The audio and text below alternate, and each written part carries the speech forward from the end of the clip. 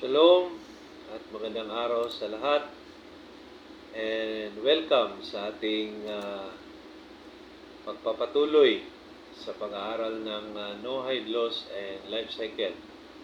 At ito ay ang tinatawag na Belief Series. Ito ay tungkol sa mga paniniwala ng isang Pinoy, isang naniniwala sa otoridad ng Torah na galing sa Israel sa pamamagitan ng propeta Moshe or Moses. So, ang lesson number 63 ay tungkol sa man, no? Or tao at ang kanyang tatanggaping reward at saka punishment from God. No? So this is from the teachings of Rabbi Attorney Abraham Chaim Blumenstiel, a Dayan or a Jewish court judge, and also a licensed software and a Mori Horaa, the highest title of a rabbi. It means a teacher of judges, no? Mori Horaa. So, this is to be presented by yours truly, Nagid of Binay Noak Congregation, Philippines, of Noahide Nations. But before we start, gaya ng ating nakasanayan, we first dedicate the sikot or merit of our Torah study to those who are sick at this time. Ating tandaan ang kanilang mga pangalan at habang tayo nag-aaral, ito ay ating ialay sa kanilang maagang pagaling at tuluyang pag-recover sa kanilang sakit. At sa ating mga sarili, ating panalangin sa Hashem na tayo bigyan niya na tayo ng sapat na pangunawa upang ating mga lesson ay ating maintindihan at hindi natin makalimutan. At sa Israel, ating ding ipagdasal na sila ay maging matagumpay laban sa kanilang paglaban sa mga mananakop at sa mga taong ninanais ang kanilang pagkasira. So, sa huling aralin ay tinalakay natin ang tungkol sa teolohiya at paniniwala natin sa Diyos ayon sa Torah. No? Our belief about God based on the Torah. Ang aralin naman natin ngayon ay tungkol naman sa tao. So marahil ay nagtatanong tayo, bakit nilikha ng Hashem ang mundo?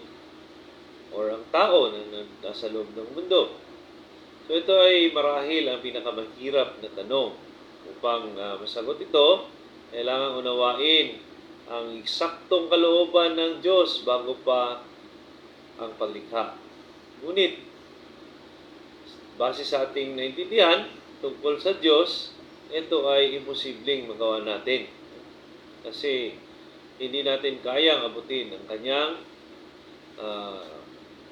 kaunawaan. Gaya nga ng sinabi ng propeta Isaiah, no?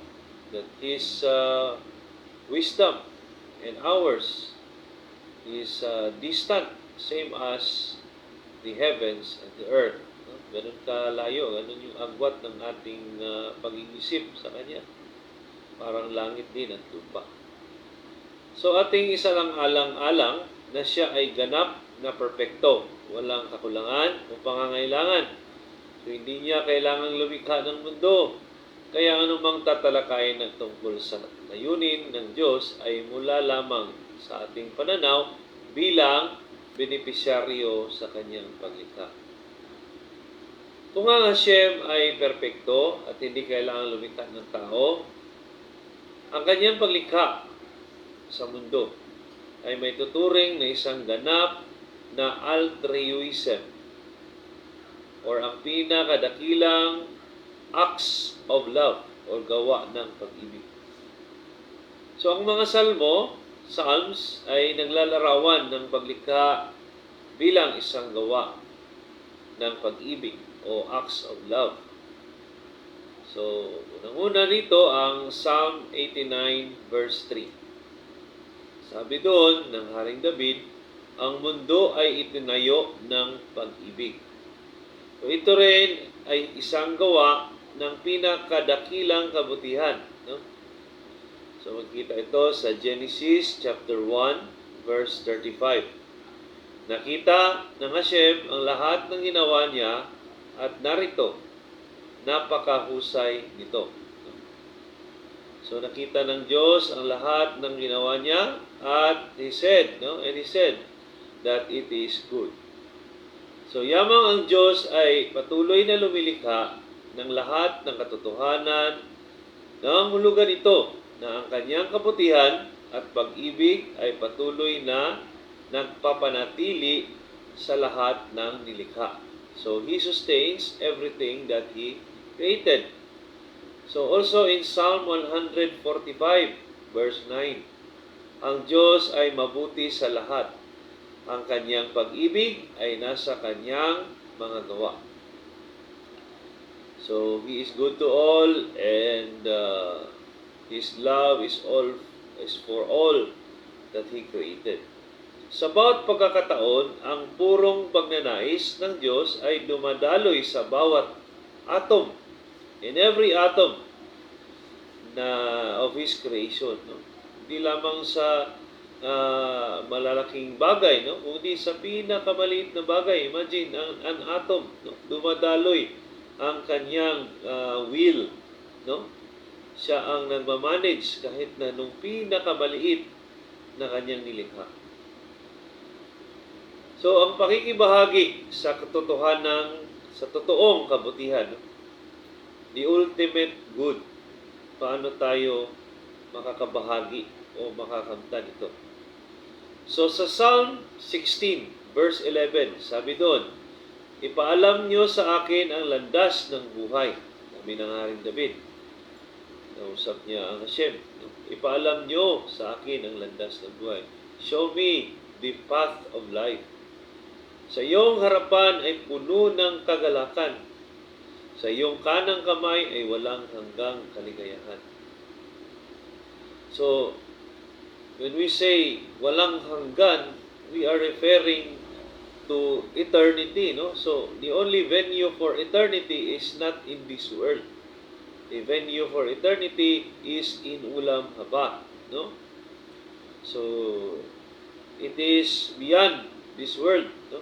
We always say that God is eternal because He does not dwell ultimately in this world, no? Though, sabi pa nga, is also imminent, no? Dahil na napag-aralan natin last lesson about God, is imminent. Pero hindi talaga yung buong presensya niya yung nakakapiling natin, no? Or na-experience natin. It's only just enough para tayo ay mabuhay.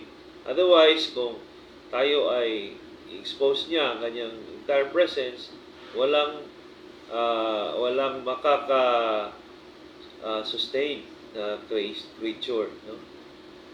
So, we also find this in Isaiah 48 verse 17. Sabi doon, ako ang Panginoon mong Diyos na nagtuturo sa iyo para sa iyong gantimpala. So, it says here, by the words of the prophet Isaiah, na ang Hashem mismo, no? Our God, is teaching us on how we will earn our reward. No? So, hindi na tayo nahihirapan kasi kahit na siya yung source ng reward, siya pa ang nagtuturo kung paano natin makamtan yun. So, ang unang talatang ito ay nagsasabi sa atin na ang Diyos ang pinakadakilang kabutihan. Ang pangalawang taludtod naman ay nagsasabi na ang tao ay may kakayahang makibahagi sa tunay na kabutihan na iyon. At itinuro sa atin ng Hashem kung paano natin ito gagawin upang ito'y makamtan. So we have two verses, no? One in Psalm and one in Isaiah. So bagaman upang magkaroon ng kamalayan sa banal na kabutihan, dapat nating malaman ang kawalan nito. So in order to realize what is the divine happiness, no? Divine pleasure, dapat we should be able to know the absence of it, no? In order to realize the importance of anything or any person or any loved one, no? So we must also contemplate, no? Pagnilay-nilayan natin kung ano kaya kung wala siya, no? Para ma-realize natin kung gaano siya ka-importante. Okay? So ito ay isa pang kadahilanan para sa Zimzum or yung constriction, no? Yung in-explain natin last lesson na kung paano na buo itong universe, no? Kailangan iurong ng Diyos ang kanyang presensya upang makalikha ng tinatawag na kalal, no? Or canvas, no? Kung saan niya pwedeng gawin lahat ng kanyang mga lilikhain, no? So that is what we call a space, yung Zimzum or the kalal, I mean. Yung proseso, paano niya ginawa yun is called Zimzum. So, ito ay ang paghigpit sa presensya ng Diyos sa pisikal na paglikha. Sa pamamagitan ng pagbabawas ng pang-araw-araw na karanasan natin sa Hashem, ang tunay niyang kabutihan ay higit pang mararanasan sa huli. So, we'll really feel how wonderful it is to experience the presence of God because we have not yet experienced it totally in this world, no? Kaya reserve natin yun, no? Yung everlasting happiness and pleasure sa ulam ba. So ano naman yung tinatawag na free will o malayang pagpili, no? Na isang abilidad na binigay sa tao. Actually, ito yung kanyang image, no? Na wala sa ibang nilalang, kundi sa tao niya lang binigay. Yung kanyang malayang pagpili, no? O siya ay nakakapagdesisyon kung gawin yung tama o mali. So makikita natin itong free will, no? Sa maraming lugar sa Tanakh. At isa na rito itong Deuteronomy 30 verse 19 mula sa 5 books of Moses o Torah, no? Sabi doon, tinawag ko ang langit at lupa upang maging saksi laban sa araw na ito. Okay? So, inilagay ko sa harap mo ang buhay at kamatayan, pagpapala at sumpa. Kaya piliin mo ang buhay. So, you choose life, no? Nilagay ng Hashem sa ating harapan ang pagpili between buhay and kamatayan and blessing and curse. So, we always choose the positive one, which is life and which is blessing. Okay? So, we have that free will. We are given by God free will. Ang talatang ito sa Deuteronomy 30 verse 19 ay tumutukoy sa malayang pagpili ng tao, ang kanyang kakayahang pumili kung makibahagi sa kabutihan ng Hashem o tumalikod dito. Okay? So kung ang tao ay walang malayang pagpili, ang kasiyahan niya mula sa kabutihan ng Hashem ay hindi maging tunay na kagalakan, no? So, kung wala siyang free will, ang kanyang happiness or kanyang pleasure, no? Doon sa na-experience niya na kabutihan ay hindi rin niya ultimately uh, bigyan ng kabuluhan, no? Kasi nga it is not a result of his free will. Kaya kung tayo ay pumili na magkaroon ng relasyon sa ating tagalikha, no? Ating may likha sa Hashem, so magiging makabuluhan kasi nga we are given the choice. Hindi tayo pinili. So ito ay magiging isang sapilitang or ordinaryong karanasan na walang higit na kahulugan kung tayo lamang ay hindi binigyan ng abilidad na pumili. So kapag siya ay may kakayahang hangarin ang tao, no? May kakayahang hangarin at piliin ang kabutihan ng Hashem, sa ganitong paraan lamang na ang karanasan ay magiging mahalaga.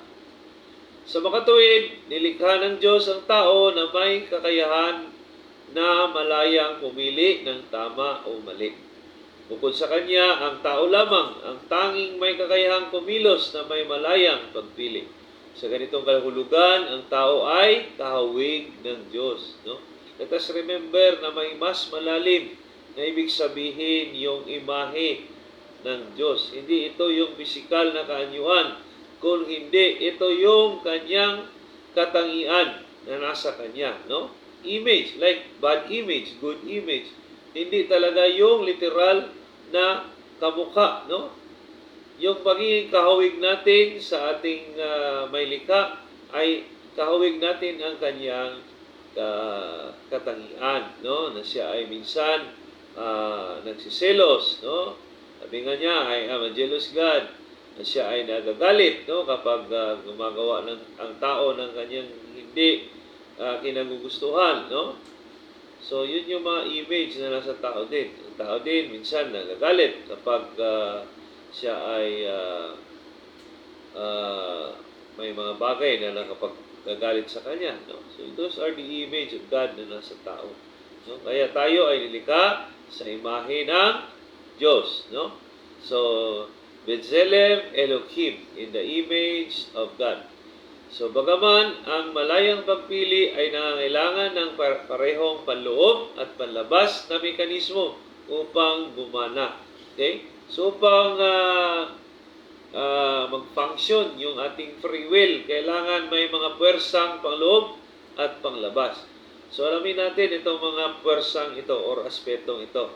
Unang-una yung pangloob. Meron tayong tinatawag na Yetzer Tov at saka yung Yetzer Hara. So, ang tao ay may dalawang magkasalungat na pwersa sa loob nito. Yung Yetzer Tov, ito ang pagnanais para sa mabuti or altruism, no? Sabi pa nga, yung paggawa ng bukal sa loob, buong puso, na walang hinihintay na kapalit. Altruism, ultimate act of love. Self-betterment at mitzvot, no? Yun yung Yetzer Hara. Lahat ng positive, no? Mabuti. Yun yung isang pwersa na nasa loob natin, no? Na hinihila tayo, na sinasabihan tayo na gawin natin yung mabuti. Samantalang, yung pangalawang pwersa naman ay tinatawag na Yetzer Hara, no? From the word hara, meaning evil, no? Or bad. It's from the word tov, good, no? Dito naman is Yetzer Hara. Ang pagnanais para sa kasamaan, pagiging makasarili, pagdambala, at paglabag sa mga batas. Okay? So, ang dalawang kalikasan ng tao ay nagpapaliwanag ng pagkasalungat sa pagitan ng dalawang talatang ito, no? So, kita natin yung Genesis, no? Chapter 1, verse 27. At nilikha ng Diyos ang tao sa kanyang imahe. Sa imahe ng Diyos, nilikha niya siya. At yung pangalawa namang verse is from Genesis 8, verse 21. Ang pagnanais ng puso ng tao ay masama mula sa kanyang kabataan. So, ang unang taludtod ay tumutukoy sa banal na potensyal ng tao, no? Yung tinatawag na Yetzer Tov, no? Kasi nga, the image of God is always positive, no? Naging negative lang ito pag sinobrahan ng tao, no? Kagaya ng pagsiselos, no? Kung sobra na ito, ay nakakasama din. But of course, when God is the one who is having this image, it is also always perfect. Kasi God is perfect.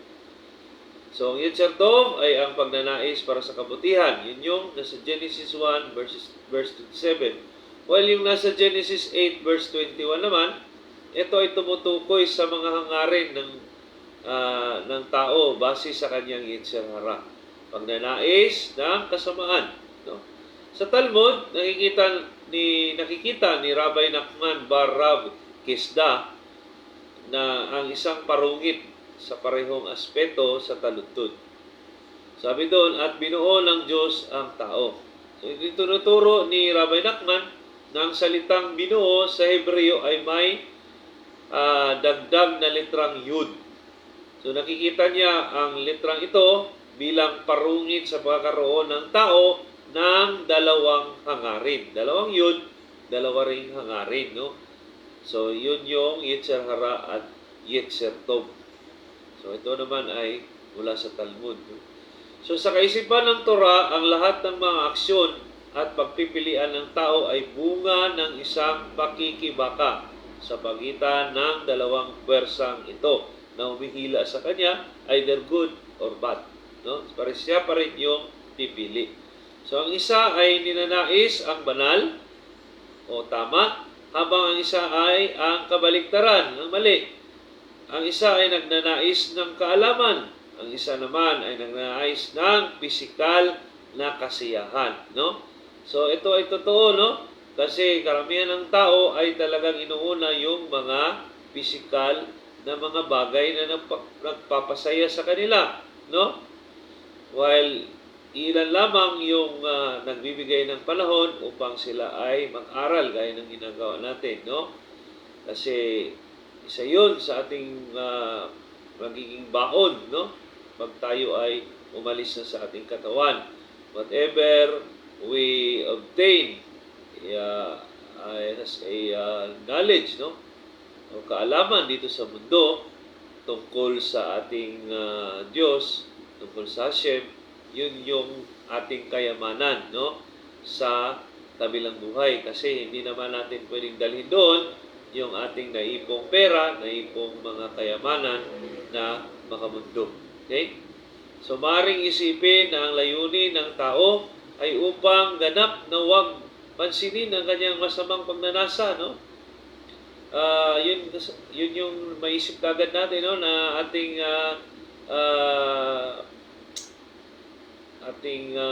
talulin yung ating Yetzer Hara. Ngunit hindi pala ito ganon, no? So, ang layunin pala ng tao ay upang sakupin, ma-overcome yung Yetzer Hara at gawin itong kasangkapan upang gamitin sa banal na pagsiservisyo.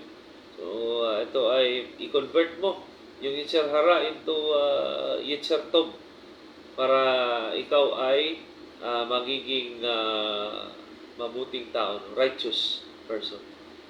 So, punta naman na tayo sa panlabas na aspeto, no? Ito naman yung tao versus ang mundo. So, upang magkaroon ng malayang pagpili ang tao, dapat siyang mailagay sa isang lugar na nagpahintulot sa kanya ng nagamitin ang kanyang abilidad na pumili. Okay, saan ito mangyari? Natural, dito sa mundo. Kasi pag ikaw ay walang katawan, hindi ka makaka-exercise ng free will. No? Kailangan mo ng katawan. So, kailangan ipasok ka ng isang earthly body. No? So, darating ang panahon, yung katawang lupa mo ay pupunta balik kung saan siya nanggaling. While ikaw, lalabas ka dyan.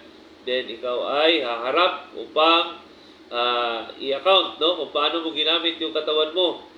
Kung ginamit mo ba ito sa pagsiservisyo sa ating Creator, blessed be His name, at kung nagamit ba natin ang ating panahon dito sa lupa na makabuluhan. sa kanyang inaasahan sa atin bilang tao. Okay? Sa makatuwid, ang Diyos ay lumikha ng isang mundo na puno ng mga pagkakataon para sa parehong mabuti at kasamaan, kung saan ang lahat ng mga bagay ay nagpapahiwatig ng kanyang tunay na layunin. Okay? So in Proverbs chapter 16 verse 4, ginawa ng Diyos lahat para sa kanyang sariling layunin, maging ang masama. No? So we also see this in Isaiah 45 verse 7. Sabi doon, ginawa ko ang liwanag at kadiliman. Ginawa ko ang kapayapaan at ng kasamaan. Ako ang Diyos, ginawa ko lahat ng mga bagay na ito. Okay? So walang ligtas, no? Lahat ng nakikita natin at hindi natin nakikita, ginawa yon ng ating Hashem. Okay? So kung paano magpasya ang tao na gamitin o baluktutin ang pagkakataong binigay ng Diyos sa kanya, na piliin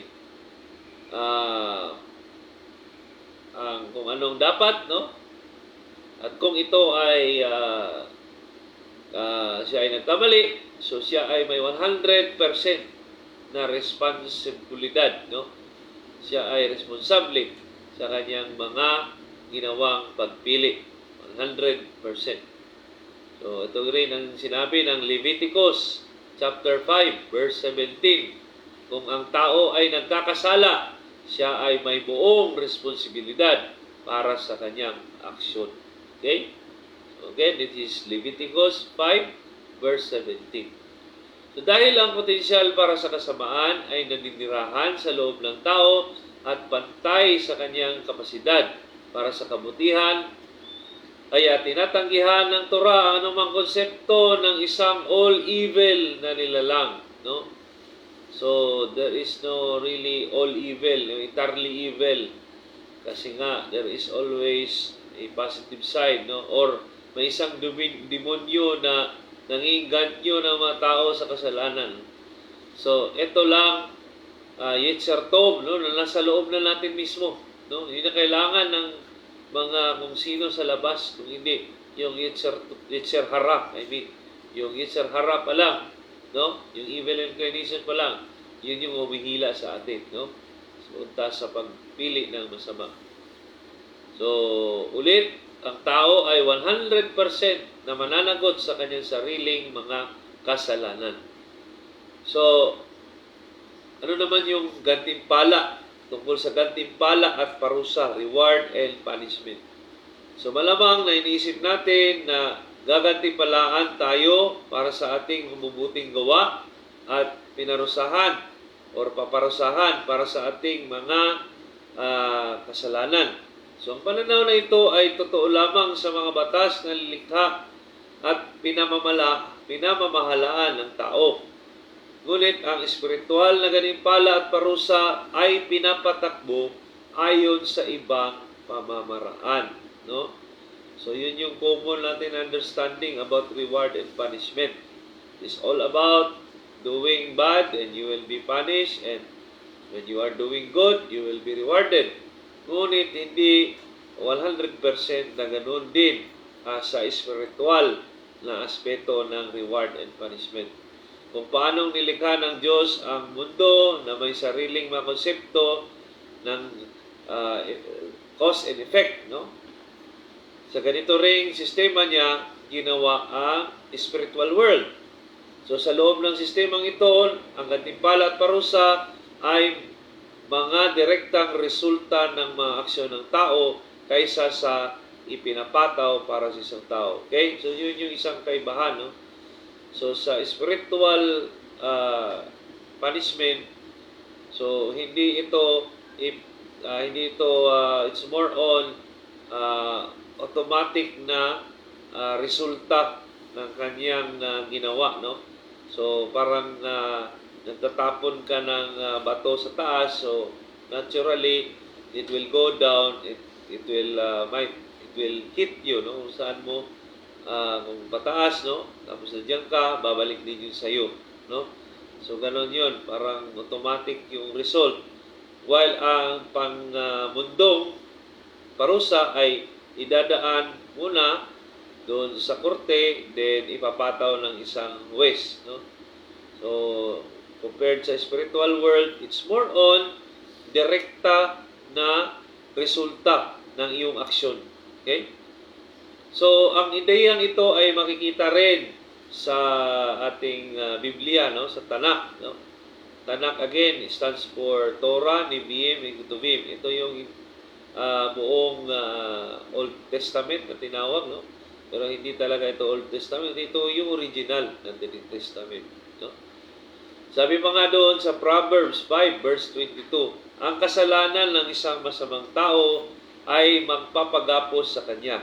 Siya ay magagapos sa pagbubuklod ng kanyang sariling mga kasalanan. Okay? Also in Psalms chapter 9 verse 17, ang Diyos ay kilala sa paghatol na isinasagawa niya kapag ang masamang tao ay nakainsay sa gawain ng kanyang sariling mga kamay. Okay? So that is very clear, no? Na yung kanyang ginawa ng tao ay ito kay agad ay merong kakibat na resulta, no? Cause and effect nga, no?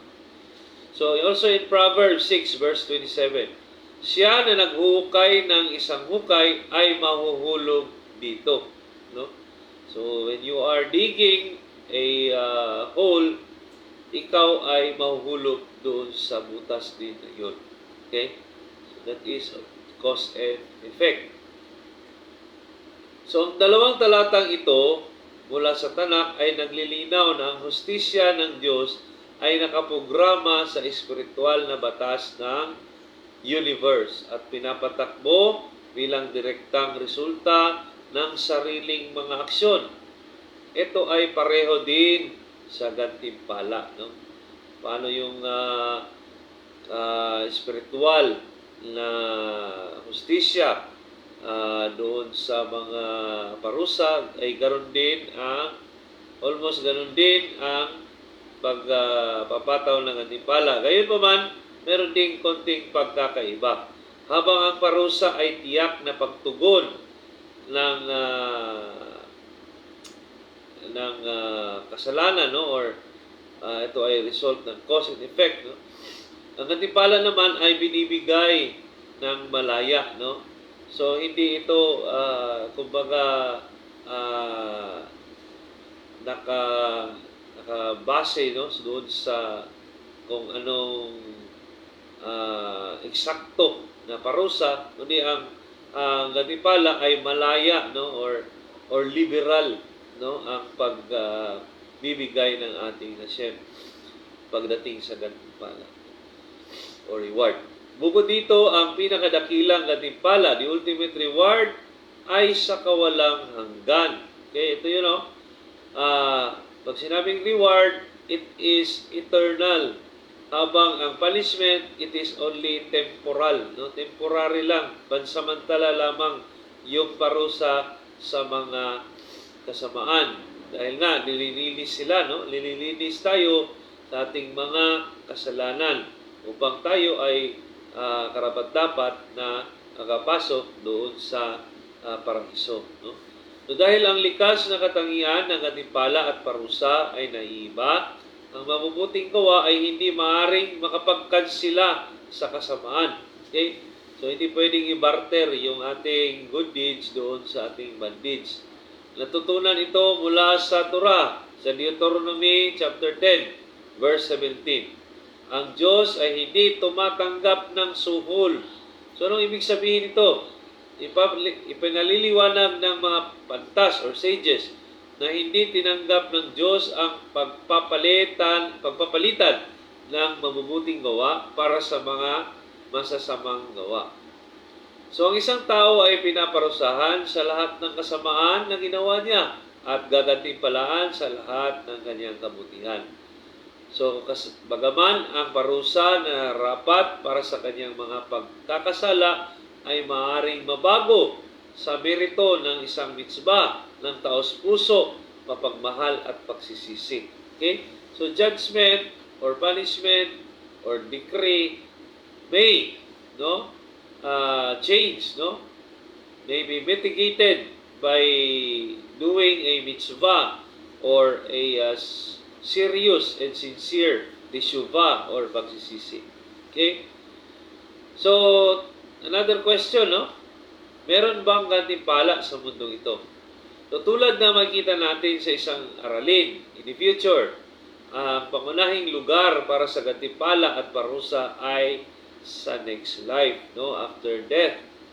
Bagaman, sa ilalim ng ilang mga pangyayari, ang isang tao ay maaring makatanggap ng gantimpala at parusa para sa bahagi ng kanyang mga gawa sa mundong ito, no? So, kung ano yung mas konti, no? For example, a righteous person may ginawang masama, so dito yung punishment sa world, sa ulam hazeh.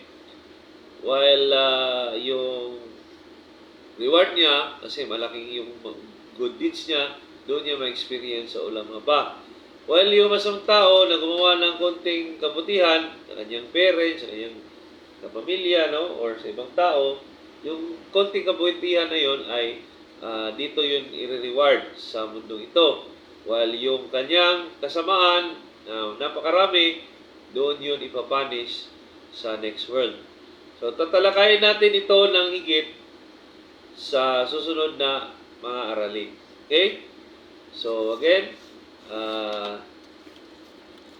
I'd like to thank you all for listening to our lesson number 63 and to all our friends, no?